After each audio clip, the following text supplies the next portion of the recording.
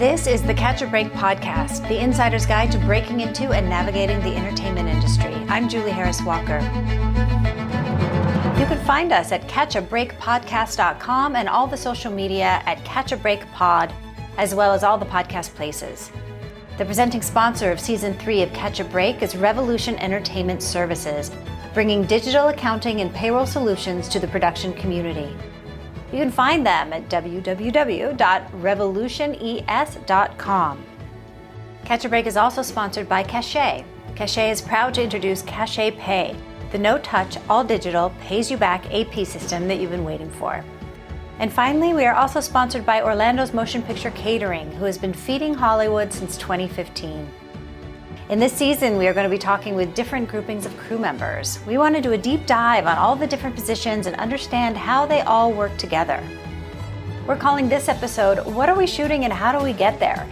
And we're talking with a locations manager and a transportation coordinator. Here we go.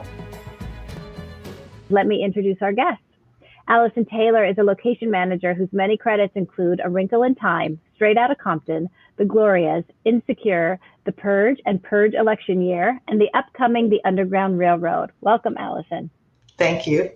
Next, we have Sandra Ninham-Gallardo. She's a transportation coordinator whose credits include Made for Love, Keenan, 68 Whiskey, Real Women Have Curves, Dirty Lies, and Lauren, just to name a few. Welcome, Sandra.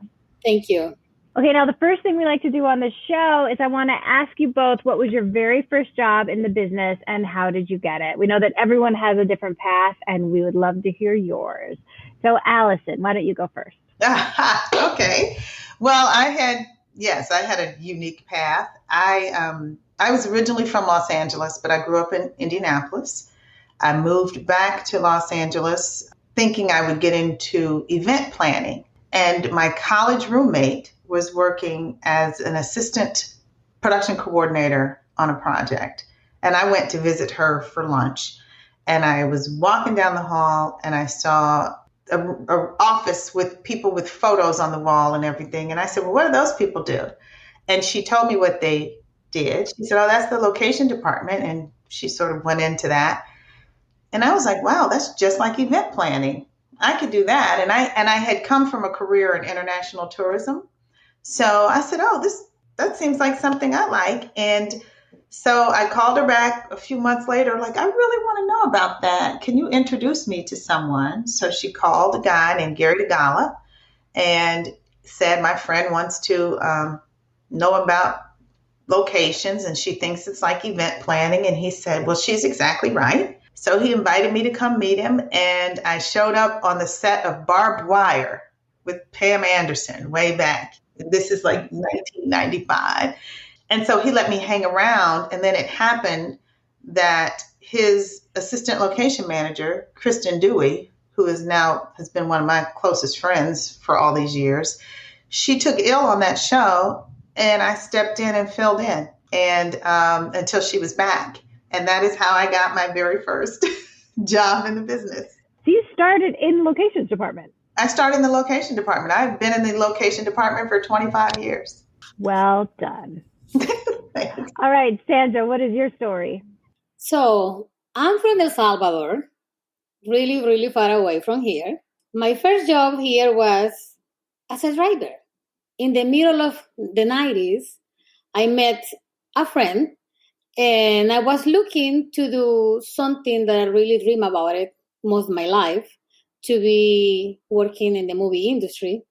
So this friend of mine, he was a driver on a movie, but through the time I was trying to get my driver license because I wanted to work in what Hollywood was. So this friend introduced me to his boss, and they hired me, and I was like, oh my goodness, how this happened to me. But I was prepared. I had my driver license, my commercial driver license already. And I got into a show that was non-union at the moment, but the show flipped and became union. So I was nothing but grateful to my friend that he took, a moment of faith that I could deliver it and do the job. That was my first time that I worked as a driver in the middle of the 90s, and it's been awesome since. I don't regret it. You became a Teamster on your very first job. No. I got 25 days into the union and I couldn't finish my last 5 days. And I looked everywhere and I asked to everybody how to finish my 5 days and I couldn't make it. The following year, I got hired with the same crew on a next movie, on another job. And the producer was the famous F.E.T. Brown. And I got into the union on that show. It was 30 days straight. They were my 30 days. And I was so happy. And I live happily ever after. Okay, so Alison, can you walk us through what the job of a location manager is? Ooh, the location manager job is sort of a two-part job. The first half of the job, we come on very early with the production designer and director. And the first half of the job is the scouting piece, where we are trying to find the locations that are going to match the script. So our job is to come up with the locations that tell the story that the director and designer are trying to tell. And so whether it's a restaurant or a house, we have all these conversations. We go out, we look for what it is, we bring options back, and then there's a process of scouting and reviewing photos and all of that until all of the locations are selected for the project. And so once the locations have been found, we sort of step into the next phase, which then becomes the logistics. And that phase starts with negotiating the deals with the owners of the locations. That moves into permitting, figuring out where the trucks are going to park, where the catering is going to be, where we're going to have catering. All of those sort of logistical things. We hire the police, the security, the fire safety officers. At that point, that half of the job is event planning. It's as though each location is a separate event, and we plan an entire event for each location. Do location managers have to have both of those skill sets, or do some people specialize more in locations and the character of that, and some specialize more in the logistics, or do you really have to have both?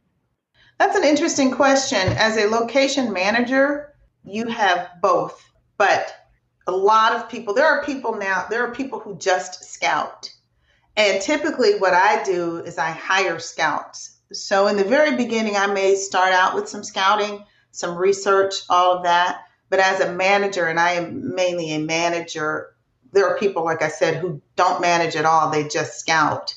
And I manage the scouts. So I start with the concepts. I can research. I can send people, especially new people. I'll send them specifically someplace to take their photos, to look in an area because of the architecture or what I already know about it.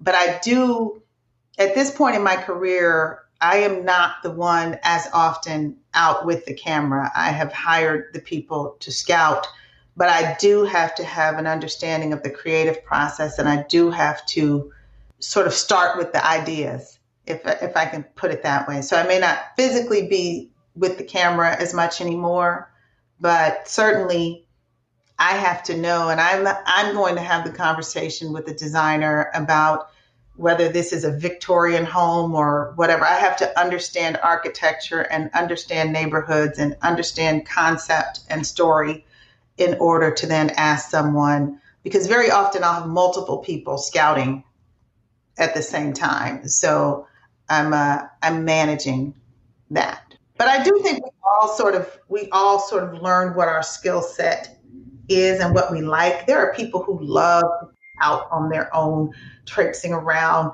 discovering and photographing and all of that. And my strong suit is the management of the department. Like, do you know, yes, that's a gorgeous house, but I also know that neighborhood has had so much filming recently, it's going to be too difficult to go back in there. So let me go to a different neighborhood. Like, do you have to keep track of those things also? Yes, to an extent. It depends on where you are. Certainly here in Los Angeles and anymore in places like Atlanta, you you have to be mindful of what the neighborhood is. And that's pretty much an experience thing. Film LA here in Los Angeles does help considerably with finding out if a neighborhood has been overshot. There are neighborhoods that could have been overshot, or they're just painful to work in. There's a lot of neighborhoods where people really just don't want us there, and they have set up situations to make it very difficult to film in those places, and or they could be neighborhoods where there's a lot of crime, or there could be neighborhoods. It just depends. But yes, you have to do your research and you have to know, because you don't want to present a place that you're not going to be able to film. Locations 101, don't let the director or the designer fall in love with a place that you cannot ultimately clear and confirm and film at. Okay, Sandra, could you break down for us what is a transfer coordinator? What do you do? So my job as a transfer coordinator for TV, show, or a feature film, I have to manage and oversee every aspect of transportation, such budgeting, acquiring all the fleets of trucks and picture cars.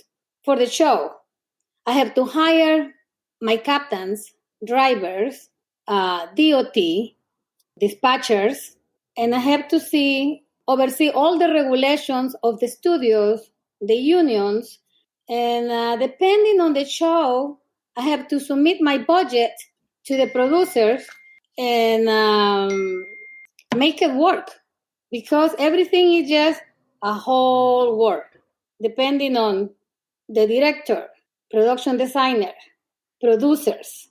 Everything has to come back together. So it's pretty intense, but we make it happen. It sounds like you're the backbone of making it all happen and stick together. Yes, that's correct. So can you walk us through how you would work together? Like, say you're going out to a location and there's a million moving parts. Which parts are Alison's and which parts are Sandra's? So Alison provide me the place where my trucks land. So her and I, we need to talk about it. What is my footprint? How many trailers are bringing? How many trucks are going to go on set? What is base camp is going to look like? Based on that, Alison goes and try to get me most that she can legally, because everything has to be through a permit, to a film permit, to she can give me a place to land my trucks. But everything comes together.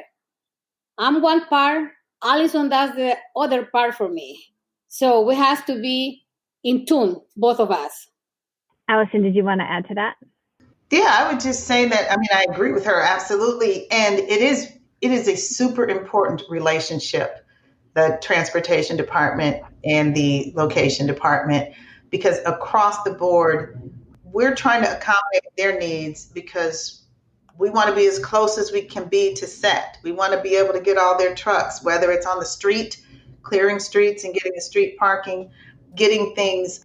And they're a big help to us. So let's say I find a parking lot or just a big pad of dirt, whatever it is, wherever you are, then I'm going to go to Sandra and I'm going to get Sandra or maybe her captains, and they're going to go out there and they're going to look at it to make sure.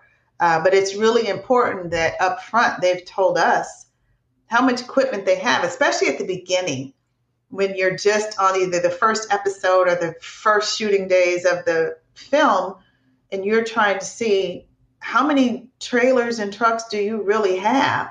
And I'm going to make this comment because I worked with Sandra once before, and to date, her department had one of the tightest base camps I have ever seen, and different coordinators and captains. Everybody can't park those trucks. Like there might be a set of trailers, but one captain thinks he needs, 3 times the space to park versus someone else. And we did a project together and I could not find space. We were struggling, just trying to be anywhere near where we were filming in Beverly Hills. And I got this space and I thought she's going to kill me because they probably can't make it fit.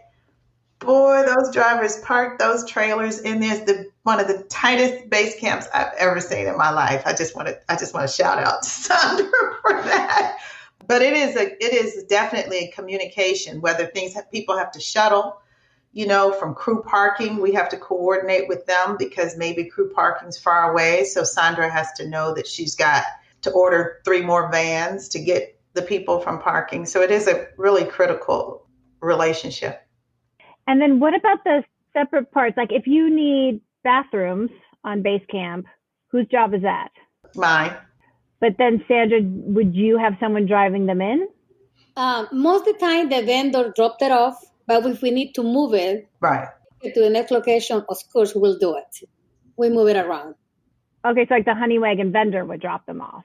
Oh no, the honey wagon, no. The honey wagon is on my team. Honey wagon driver is on my team. So we move that around, yes. There's the honey wagon, which is part of Transpo. But if there are additional restrooms that need to be ordered, those come through locations.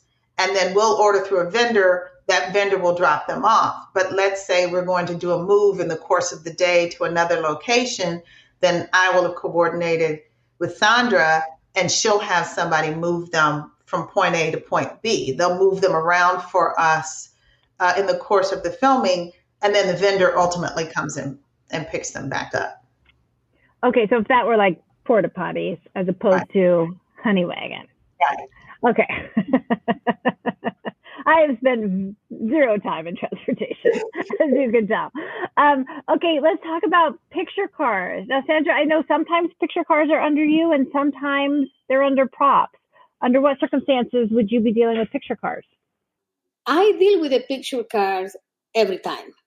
It is part of transportation department to deal with the picture cars. We talk with the production designer and the director, and we trying to get what they have in mind from a brand, from a make, from a year, everything.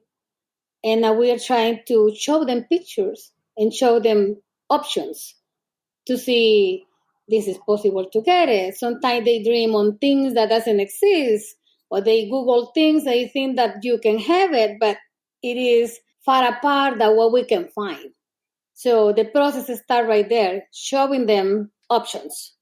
So then if the picture car needs to be modified, or you're going to crash it, or you need to fix it, or do you take care of all of those pieces too? Exactly. If the car has to be modified, it is always special shops that do those things for us.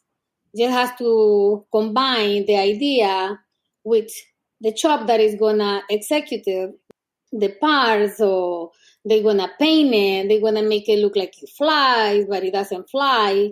If you're going to crash, how we're going to crash it. And that's when the stand coordinator come in place we can plan how the car is going to be flipped, how it's going to be crashed, if the precision driver is going to be safe on the car. So everything has to deal with me as a transportation coordinator and the captain. And most of the time, if it's a big feature or a big TV show, we hire a picture car coordinator.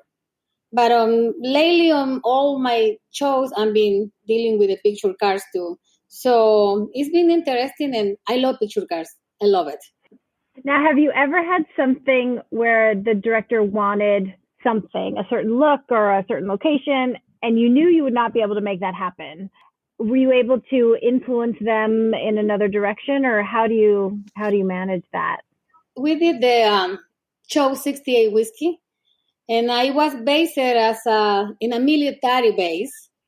So the dream of the director and the production designer was to have this humongous tank that it is not for civils like us to have. It was just, you can see it in military bases, but not to be able for us. But they have this big assuming and dream about it. So we have to talk to both of them, the director, production designer, and the producer, and show them options that the tank was almost impossible. It was impossible to get it. It was no way to get it out. And we showed them another option that work in the bases, as a military bases, like the MRAPs, real MRAPs with the 50 calibers on top, and create the same look that they were going for. But you have just to present it and show them in real life how big they are, how they look, and how can be accomplished, how many we need, and they can say, okay, my vision is complete. But the approach has to be not to say no, but tell them in real life is what I can get you right now. So yes, and. Exactly. But you cannot tell them, no, your vision is impossible to do it. Because that's our job, trying to accomplish what they dream about it. But we have to be realistic and tell them, hey, this tank, it doesn't exist. But you can have this, and you can have the look that you are going for. How about you, Alison? To Sandra's point, you can't just say no, but an interesting example of that happens to be the project that I did do with Sandra with Effie Brown, which was HBO's Project Greenlight. We did a movie called The Leisure Class. I loved that show. I called that the Effie Brown show because she became such a star during that show. That was the Effie Brown show, and that is where I met Sandra. And we both worked on that with Effie.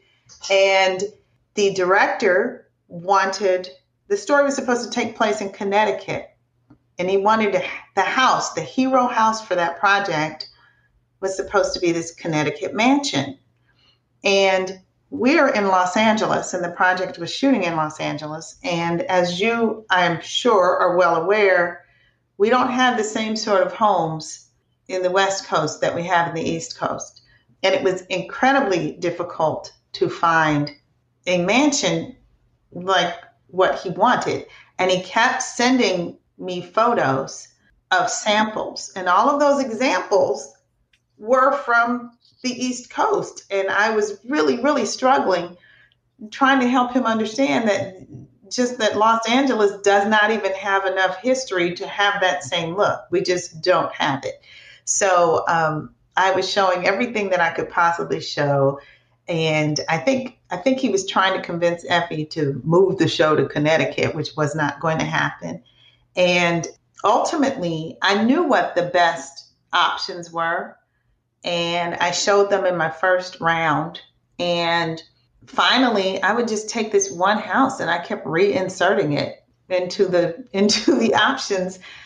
And then finally, I don't know, I might have been on my 6th or 7th round of, looking at showing him photos. I slipped that one back in there and he fell in love with it. He went to look at it and he fell in love with it.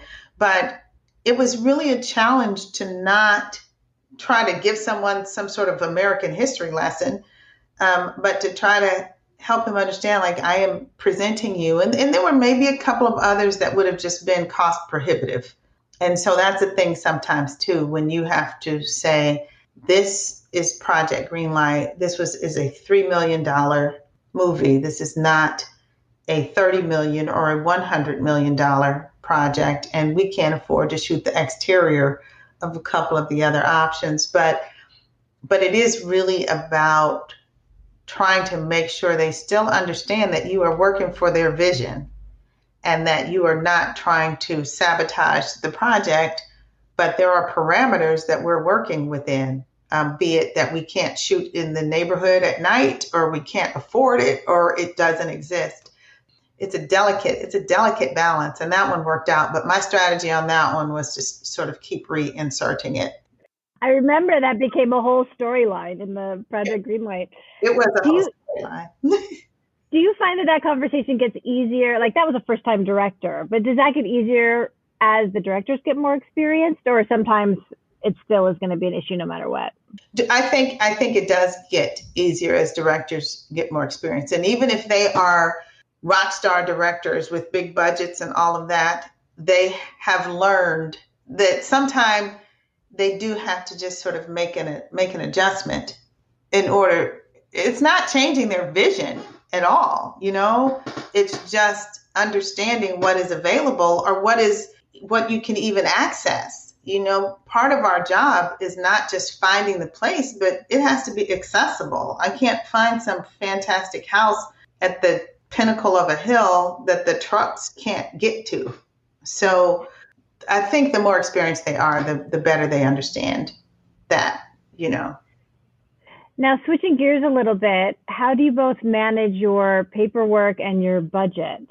Because there's that whole business side of what you're doing also. My budget, after we get past the basic cost of the location or that sort of thing, is really dependent on all the other departments.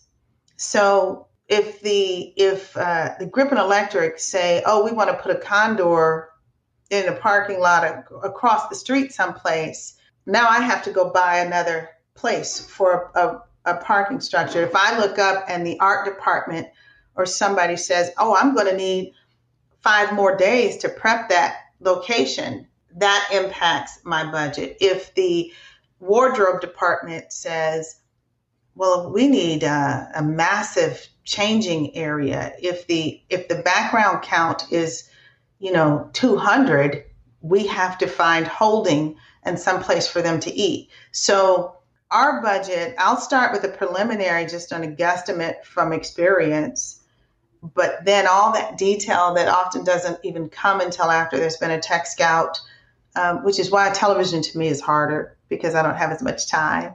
But you don't get until all of the departments have been able to review a location and tell you what their needs are.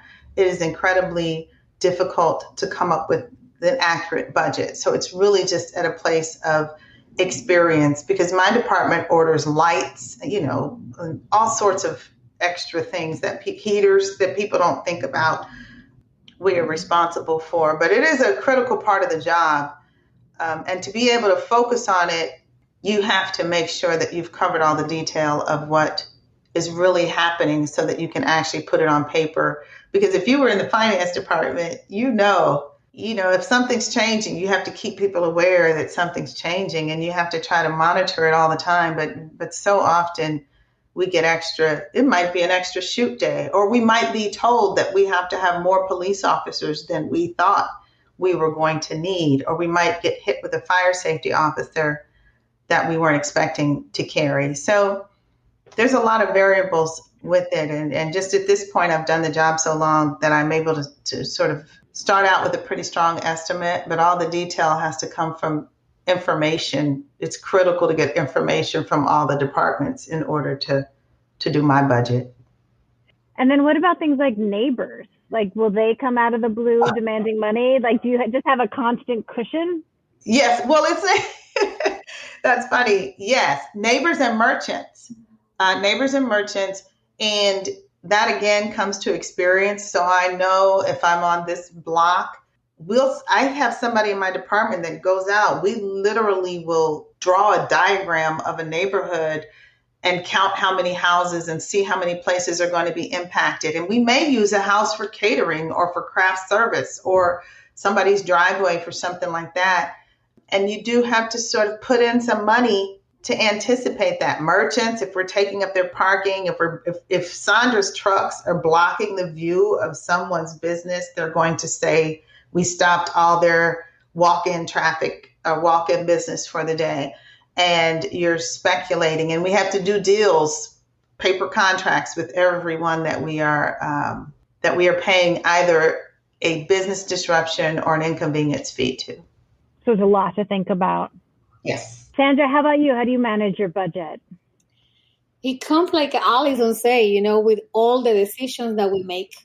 In the beginning, it's just what we think they need for the day.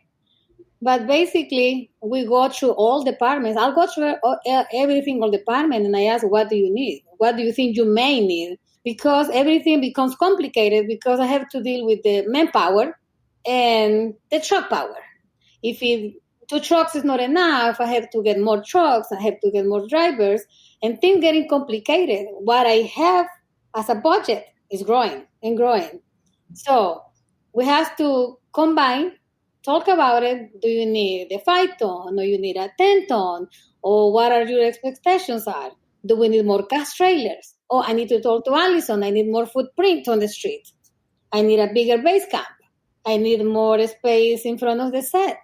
I need to land the producer's trailer right around the corner. Alison, can you please find somewhere that I can place the trailer? Video village. Oh, no, they don't want to be on the trailer. They want to be outside. So everything is just, we figure some numbers, but nothing is real until we text a scout and every department say, okay, I need 2 condors. Oh, I need a scissor lift just around the corner just to put a light just in the alley. So everything comes detail by detail, and we have to manage every single penny because we are the keeper of that budget. Mm-hmm. We cannot let it go too high, but we cannot cut the dream of the producers and the directors and the production designer. We cannot change the look, but we have to manage somehow to go in the middle and make that happen. It's kind of complicated, but at the end, we make it happen. I can only imagine the spreadsheets both of you are managing with all of these moving parts. We have to do a cost report daily. What are we spending? How much we spend in hours, in trucks and trailers? Trailers get pumped. We need to add more van drivers if the location is far away from set. So every single thing has a line, and we have to keep it and look at. What I've heard from both of you is that the tech scout is such a critical moment because that's when you get to hear from all of the departments and help make your budget. Yes, it is. The tech scout's critical.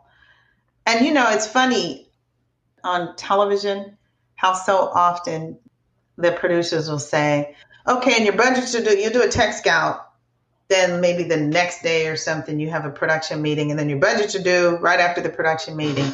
And I know for locations, and just like Sandra just said, it's so hard because we are dependent on all of those departments to give us all of their information. And so often there's not enough time for them to get you the information. So they're over there doing their budget, which most of the other departments are not as impacted by every department. Our departments are impacted by every single department. So we're waiting for that information, and they've just seen the place and they're trying to figure out, well, how many days is it going to take us to prep this? Or, what are we going to need? And, but definitely the tech scout, we are divided up with each department taking notes. We are walking with transportation. We are with art department. We are with grip and electric. We set deck. Everybody, I'm farming out people to say, you stay with transportation today.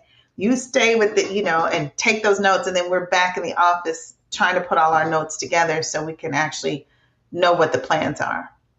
It's basically impossible, and it's a miracle every single time. That's my opinion.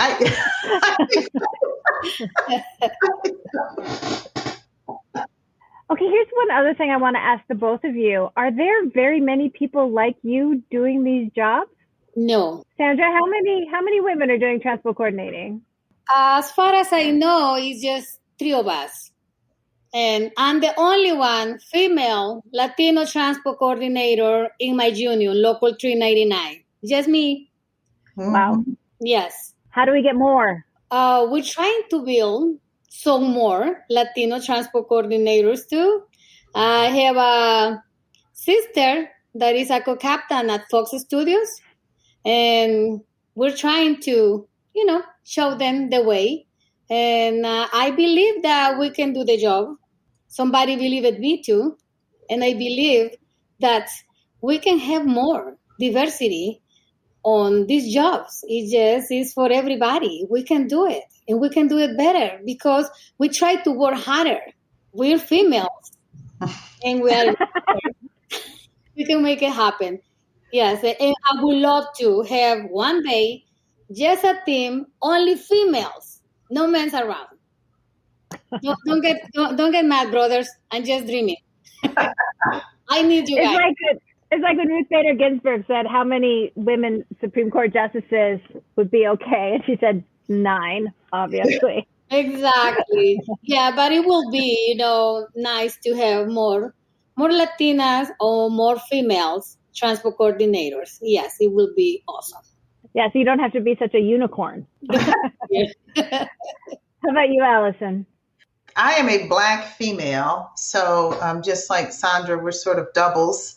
There are a decent number of women in locations. I will say that. I probably not the numbers that we need, but there are a decent number of women. But there are not that many Black location managers or brown location managers actually at the department head position. That's the thing. We get people, and around the country, there might be location PAs because in other states they have location assistants. But in the union, there's very few African American and Latino people doing locations, and certainly crossing over to the management, to the department head level. And then once you get to department head, there's that next move too. There's that place that I myself am trying to cross over to where I can actually get the big movies. I managed to get a couple, but the steady big movie group is mainly white men that get the international work, that get the big giant, the Marvels, the things like that. And there are a couple of women who've been around for a very long time, but I do think that we need a little help bringing people up through the ranks.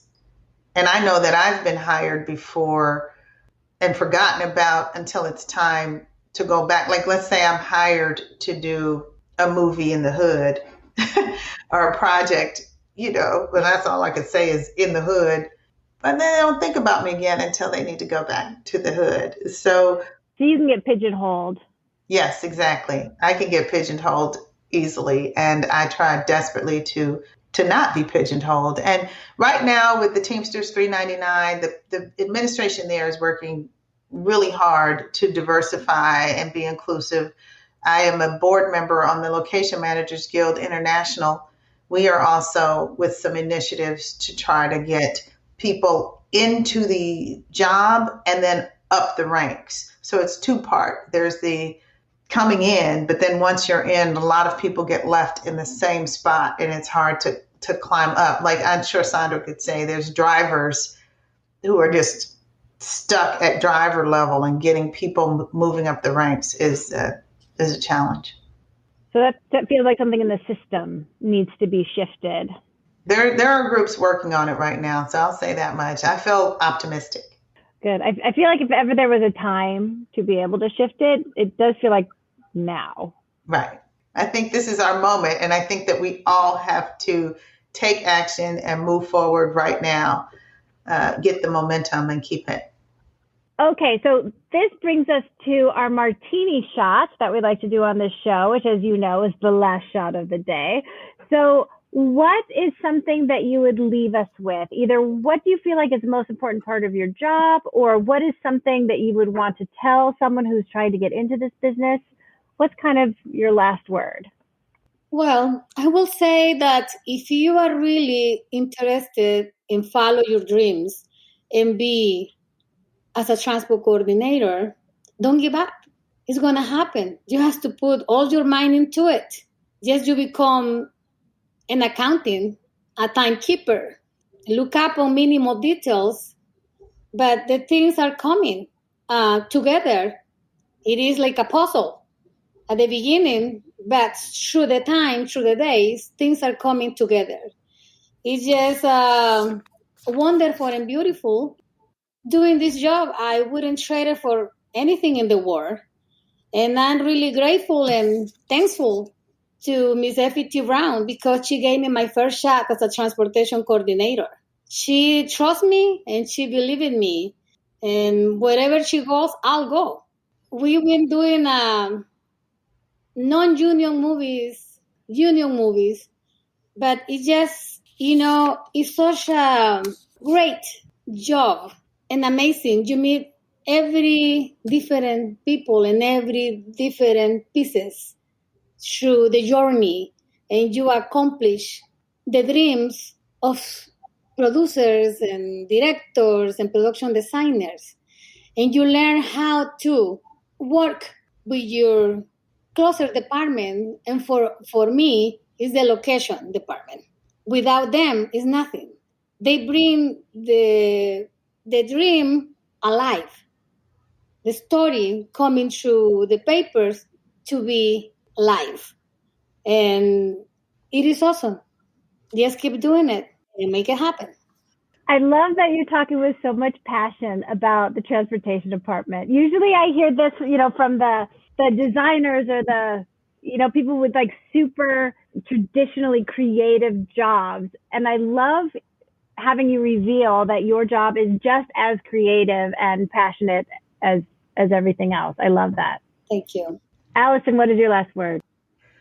I just want to say that I love my job. Like I said, I've done one job in this business, 25 years. So I am the same. And I like Sandra, the creative side of it is really, really amazing. And I think that very often people forget that the location department starts off on the creative side. People often think that our job is heaters and toilets and managing angry neighbors.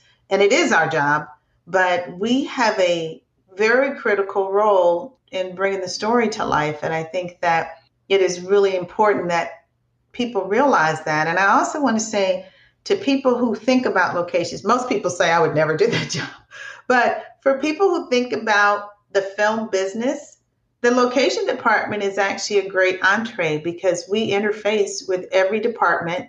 We have to learn so much about what every department does in order to do our job, in order to accommodate them on the logistics side. And we meet people and we're out in the world and we have one leg in production and one leg in the real world. And I think it's just wonderful. And I say, try it out. That's my thought. I love it. Thank you both so much. Sandra Ninham-Gallardo, Alison Taylor, thank you for joining us on Catch a Break. Thank you. Thank you. We hope you enjoyed this episode of Catch a Break. We'd like to thank our guests, Alison Taylor and Sandra Ninham-Gallardo. And special thanks to Alternative Rentals for their support. Alternative Rentals is a premier cinema camera house that supplies digital camera equipment to high-profile scripted TV shows, feature films, and commercials across the nation. With offices in both Los Angeles and Atlanta, Alternative Rentals is committed to providing their clients a 5-star experience in all budget ranges. And also special thanks to Groovy, reinventing the playing field in entertainment worldwide. Find them at groovy.com. And please check out our website at catchabreakpodcast.com and follow us on all the social media. Catch a Break is produced in partnership with Catchlight Films, Rose Colored Pictures, and the Other 50%, and edited by Lasta Drakovic. Our theme music, Mantra for a Struggling Artist, was composed by Andrew Jocelyn. Thanks for listening, and be sure to check out our next episode where we talk about the rest of the department with a costume supervisor, assistant director, and extras casting director.